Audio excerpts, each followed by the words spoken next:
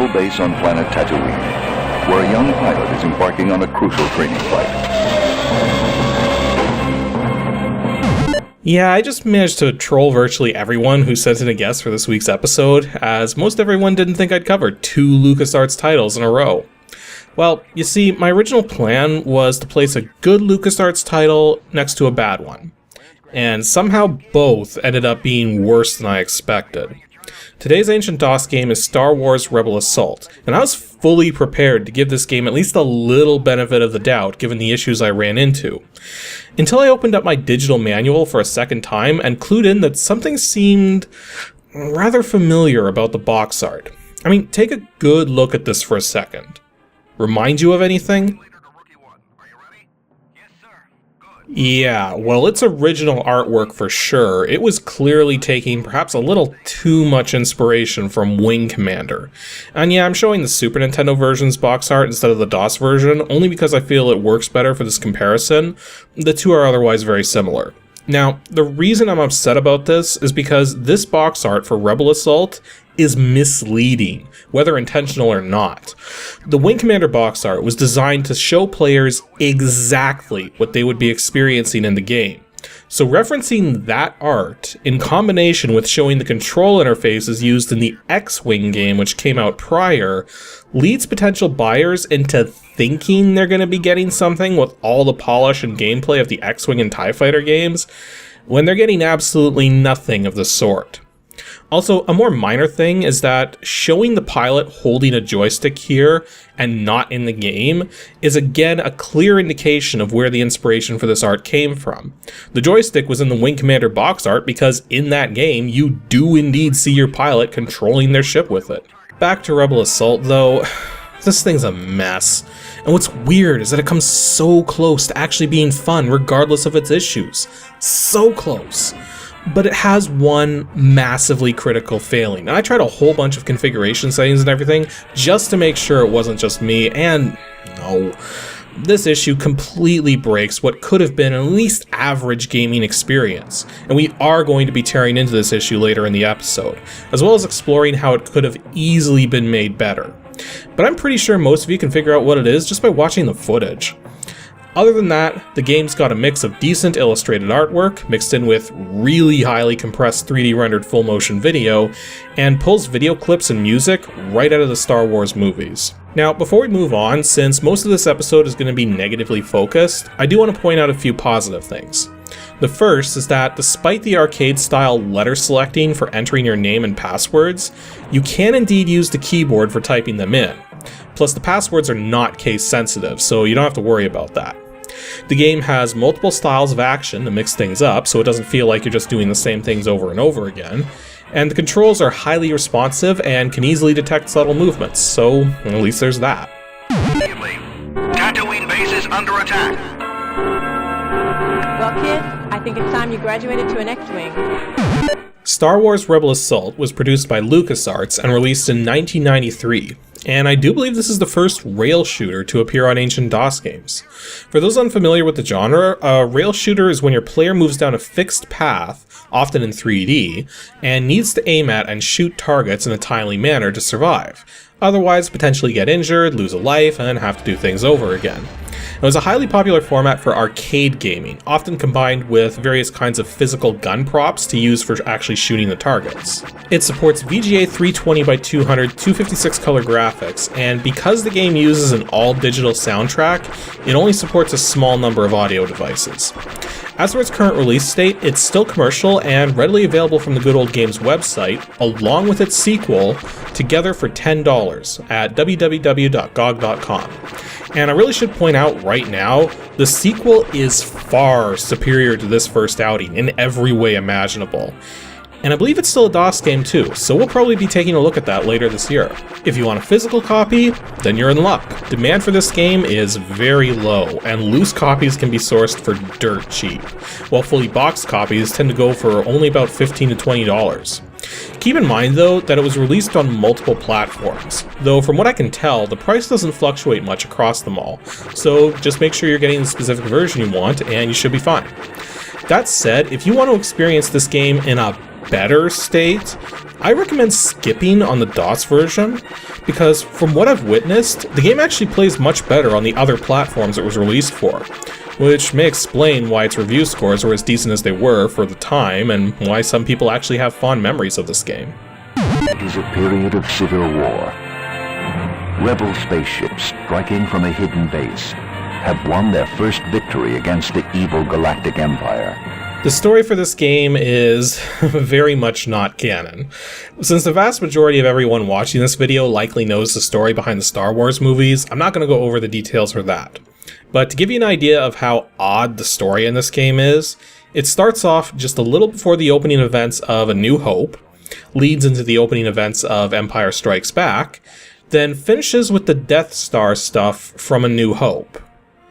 Yeah, they kind of mixed up the order there of everything. And they also add in a few weird things on top of that, like having their pilots do a couple hours of intense training before facing the Death Star, since, yeah, you know, running down the power cells of your starfighters right before a hopeless battle is a really good idea.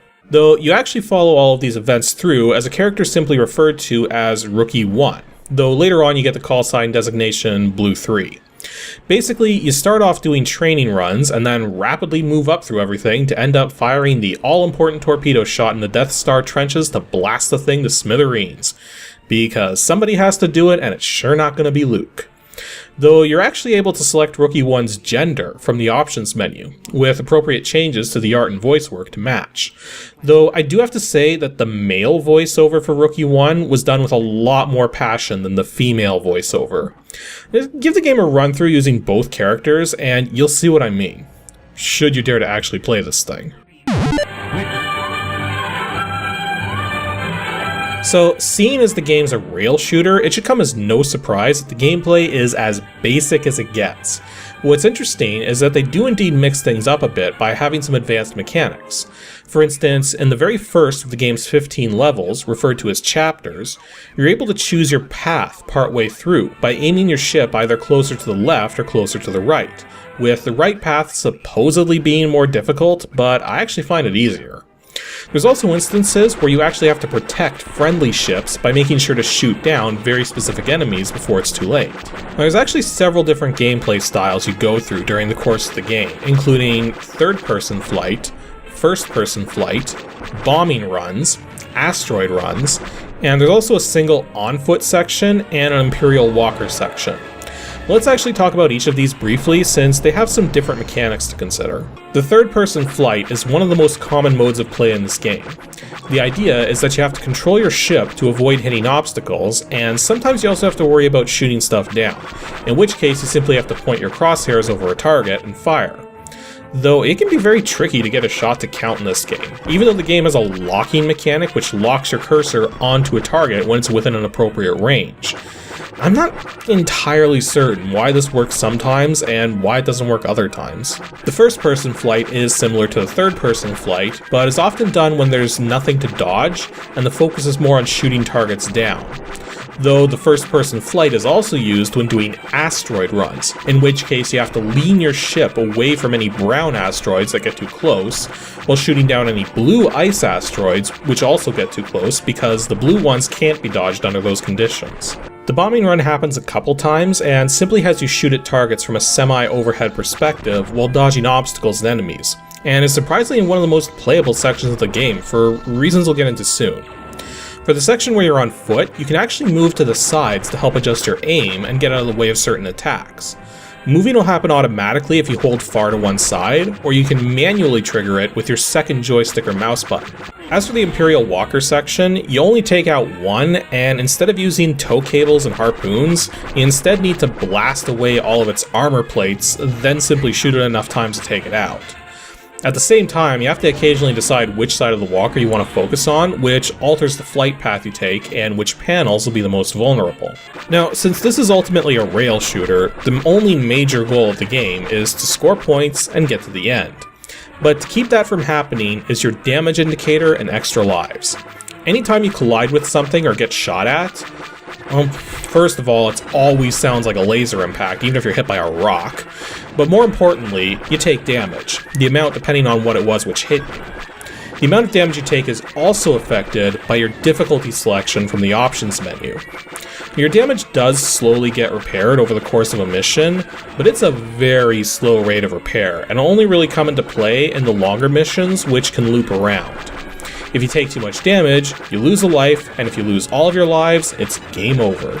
Now there's one thing that's clever about the game, is that every chapter has its own death sequence and game over sequence, so when you ultimately die, it feels like the story's coming to an end.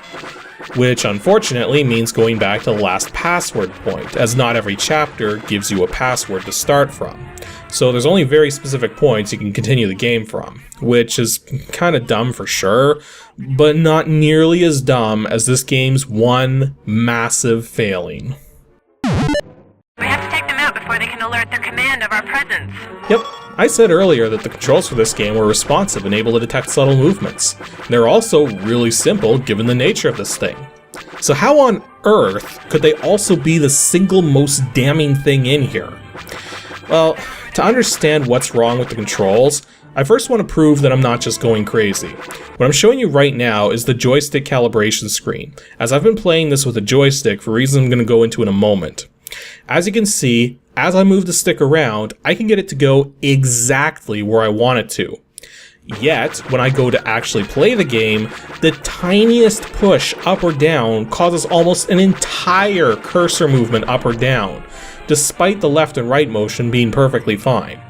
I'm literally all the way at the top of the screen with the stick only pushed like halfway up. This is normal for this game.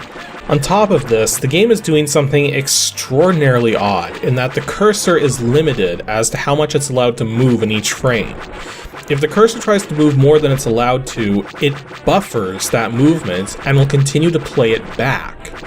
This causes a situation where the player's joystick or mouse movements may lose sync with what's actually happening on screen, as their movements now get buffered as opposed to actually playing out. You can see this effect for yourself by going into a mission which actually shows the cursor, and just move it wildly for a moment and then suddenly stop. And you'll see that it keeps moving wildly for almost a full second following because of this buffering effect. So why not use the mouse then? I mean, most of the missions have a cursor, so it would make sense to use a mouse to control that, right? Well, the mouse controls are even worse. But to understand the full depth of why the mouse controls are worse, we have to go into the specific failings of each mission type, which is part of the reason why I gave a brief overview of all of them.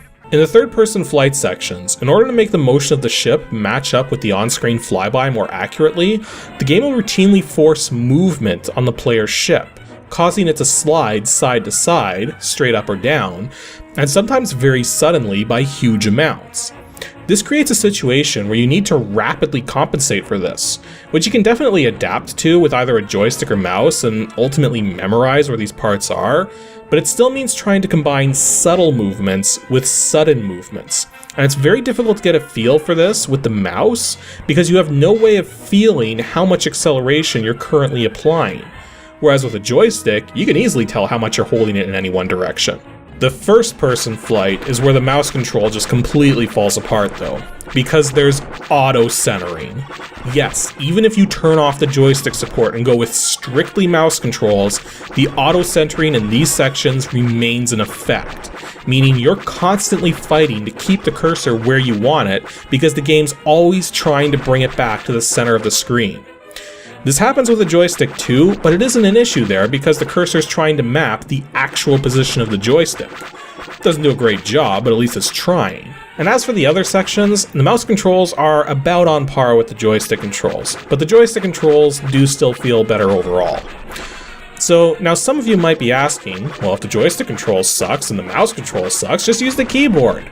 Except there's one problem with that. There is no keyboard support. Yeah, this game does not have keyboard controls. It's either a joystick, a mouse, or nothing. And this actually leads into why some of the other releases of this game on other platforms are actually superior. For instance, take the 3DO port. The 3DO does not have an analog control device, it's a digital D-pad. These controls would be absolutely horrendous on such a game. Yet the 3DO version has some of the best gameplay of the bunch, and it's because there's no auto-centering in the first-person flight, and because you have much more fine-tuning of your positioning in the third-person flight, by being able to just use light taps for subtle motions, and holding down for sudden movements. And that's one of the solutions which could have made this game about 1,000,000 times better when it was first released, is having controls which actually help you feel in control, instead of constantly fighting for control. But there's something else they could have done, which none of the ports did, which could have made the game even better. And that's completely removing the necessity to collide with things or dodge them. Yeah, one of the main mechanics and selling points for the title is also one of its biggest hindrances, because it necessitates these unusual control mechanics in order to function.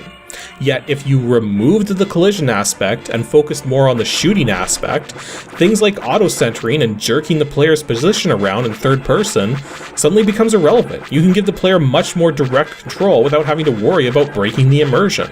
Now, I get it. I get why they didn't go for that, and it's because they wanted all these different modes of gameplay and mechanics and such. But, yet again, this is another case in point for Sid Meier's covert action rule, where it's better to make one good game than two great games. Here, we have seemingly 5 games in one, and while that aspect raises the immersion factor over a simple shooter using the same mechanics in every level, the stitching necessary to make it all work as one entity drives the immersion back down, and ultimately frustrates the player into not wanting to play it. I think it's safe to say this game doesn't hold up well anymore, but it did well commercially when it was first released, partly because of when it was released. Games coming on CD-ROM were kind of a brand new thing back in '93, so this game was definitely pioneering some ground on that front.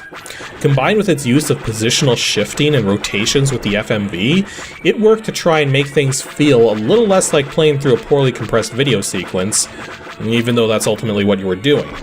I think because of the extremely fresh take this game was, people were more forgiving of it and willing to look past its flaws back then.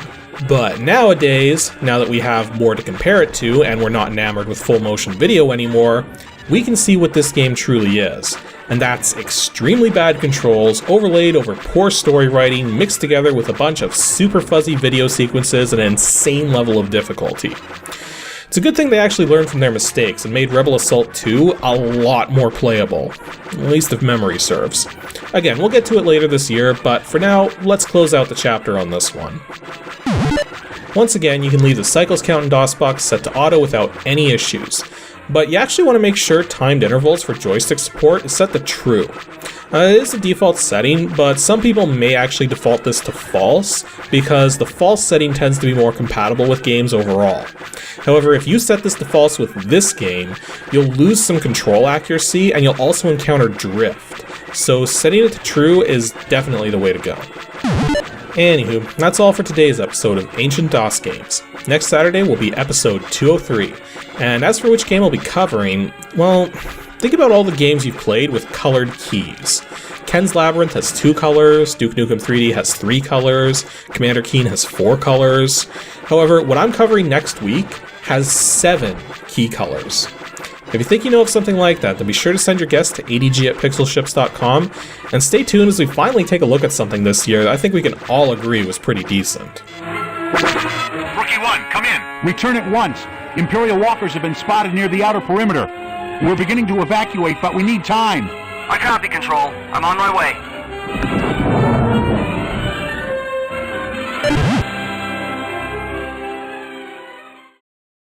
Thanks for watching, everyone, and special thanks to everyone supporting me on Patreon. Here's just a small random set of you guys.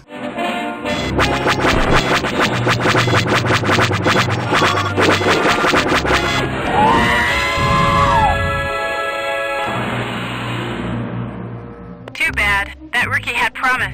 We'll have to go it without him.